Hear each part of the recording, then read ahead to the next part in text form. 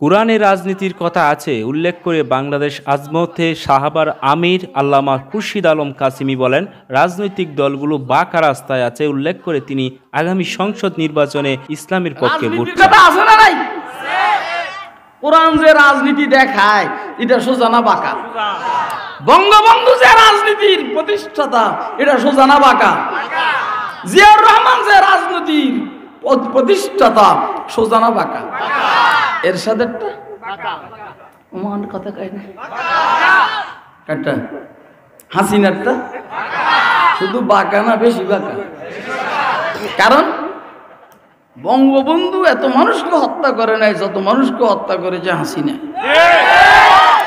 বঙ্গবন্ধু এত টাকা চুরি করে নাই যত টাকা চুরি করছে হাসিনা। বঙ্গবন্ধু এত মানুষকে গুম করে নাই যত গুম করছে হাসিনা।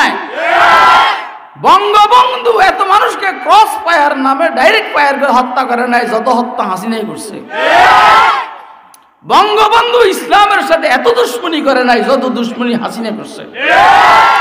বঙ্গবন্ধুর সময় এত মানুষ জেলখানায় ঢুকে নাই যত ওলামায়ে কেরাম জেলখানায় হাসিনার টাইমে ঢুকছে।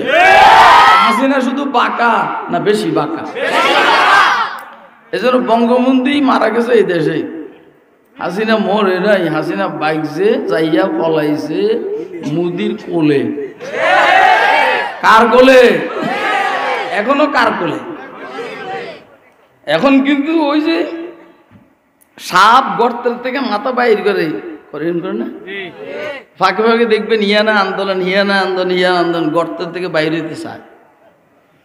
সালমান এফ রহমানের মতো দেউলিয়া হইয়া গ্রেফতারের বয়ে দাড়ি চাইছা ফলাইবার চেষ্টা করে মগর ফলাইতে পারে না।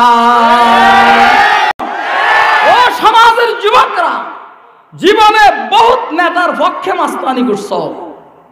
ও সমাজের যুবকরা, জীবনে বহু দলকে ক্ষমতা আনার জন্য তুমি বাইকের হুন্ডার শোডাউন করছ। সামনের নির্বাচনে ইসলামকে ক্ষমতা আনার জন্য তোমরা তোমাদের বাইকের শোডাউন করবে। এর জন্য কি যুবকরা তৈরি আছো? হাত ধরে দেখাও মেহেরবানি। এছাড়া তিনি বাংলাদেশের সমসাময়িক বিষয় নিয়ে কথা বলেন এবং ইসলামের পক্ষে ভোট চেয়ে মানুষকে ইসলামের দ্বীনের প্রতি আহ্বান করেন। বলেন, জাতির মুক্তি সম্ভব ইসলাম প্রতিষ্ঠার মাধ্যমে।